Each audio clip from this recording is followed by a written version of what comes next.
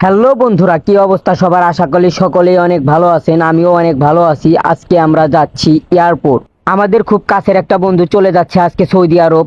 তার সাথে দেখা করার জন্য যাচ্ছি। আর আমরা চললাম একটা মিনি রিক্সা করে চলে যাব আমরা রাজন্তপুর। রাজন্তপুর এসে চললাম আমরা একটা মিনি বাসটার নাম হচ্ছে তাকুয়া পরিবহন। এইখান থেকে যাব হচ্ছে আমরা আব্দুল্লাপুর থেকে যাব আমরা এয়ারপোর্ট। গাইস, আমরা সব পৌঁছাইলাম। আমাদের বন্ধুর সাথে আমরা এখন দেখা করব। সে বাইরে চলে যাইতেছে সৌদি আরব। আমার সাথে আছে আমাদের জব্বার মামা। আর আমরা দেখা করবো আমাদের সিয়াম মামার সাথে।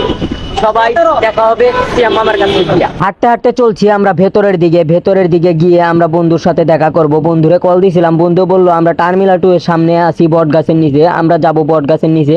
এয়ারপোর্টের ভিউ দেখতে দেখতে আমি আর আমার জব্বার মামা এয়ারপোর্টের ভিতরের দিকে যাচ্ছি। এয়ারপোর্টের ভিতরের দিকের ভিউ অনেক সুন্দর। বট গাছের নিচে এসে বন্ধুকে দেখলাম, বন্ধুকে দেখে মুখে হাসি ফুটে গেল। আর বন্ধুকে দেখে মনে অনেক আনন্দ পাইতেছে। তারপর সবাইকে নিয়ে এয়ারপোর্টের আশপাশটা অনেক ঘোরাঘুরি করলাম, বন্ধুরে নিয়ে অনেক মজা করলাম। বন্ধুরে যখন আমি ভিডিও করতেছি, বন্ধু তখন অনেক লজ্জা পাইতেছে। বললাম বন্ধু, লজ্জা পাওয়ার কিছুই নাই, এইটা হচ্ছে একটা স্মৃতিটা থাকবে আমাদের কাছে সারা জীবন। আর তোকে বিদায় জানাতে আসি নাই, তোর জন্য অপেক্ষা করব বৃদ্ধ হওয়ার আগ পর্যন্ত। অনেকক্ষণ ঘোরাঘুরির পর লেগে গেছে অনেক ক্ষুধা, তাই আমরা বাইরের দিকে যাইতেছি হোটেলে বন্ধু খাওয়াবে বলে। খাওয়া দাওয়া শেষ করে আপনাদের সাথে আমাদের আবার দেখা হবে বন্ধুকে নিয়ে। আমরা এখানে এসে পৌঁছেছি প্রায় 12টার দিকে, আর বন্ধুর ফ্লাইট হবে প্রায় 4:40-এর দিকে। এ পর্যন্ত আমরা বন্ধুকে নিয়ে ঘুরবো এখান দিয়ে।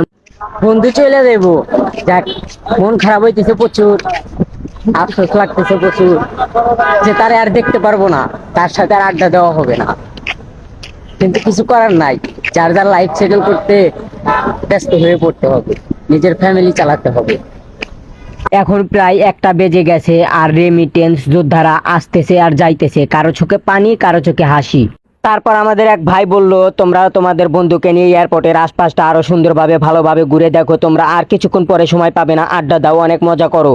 তারপর আমরা আস্তে আস্তে কন্ট্রোল রুমের দিকে গেলাম। কন্ট্রোল রুমের ওই দিক থেকে একটা বিমান দেখা যায়, ওই বিমানটা দেখতেছি আর মজা নিতেছি যে বন্ধু তুই এই বিমানে চলে যাবি। তখনই সাথে সাথে বন্ধুর মনটা অনেক খারাপ হয়ে গেল। তার জন্য আমরা বন্ধুকে নিয়ে আশপাশটা ঘুরলাম। ঘোরার পরে একটা বড় ভাই বন্ধুকে সবকিছু বুঝিয়ে দিচ্ছে মনিটরের সামনে দিকে দাঁড়িয়ে।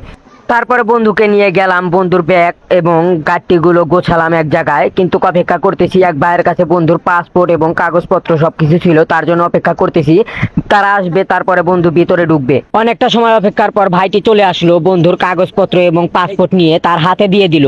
তারপর আস্তে আস্তে বন্ধুর মনটা খারাপ হতে শুরু করলো, আর আমাদের ভেতরটা আস্তে আস্তে ফেটে যাচ্ছিল। সবার সাথে বন্ধু মোলাকাত করছিল, তারপরে তার চোখে অনেক পানি চলে আসছিল। আস্তে আস্তে সবার সাথে